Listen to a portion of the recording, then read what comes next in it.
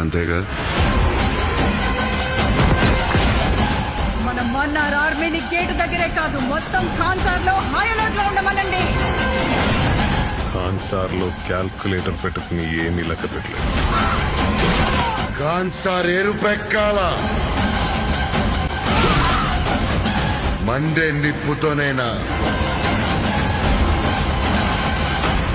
వీళ్ల రక్తంతోనైనా. వాడి పేరు గుర్తుంది బాబా.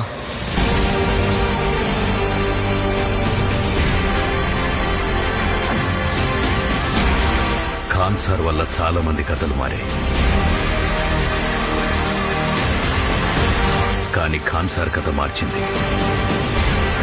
ఇద్దరు ప్రాణ స్నేహితులు బద్ధ శత్రువులుగా మారడం.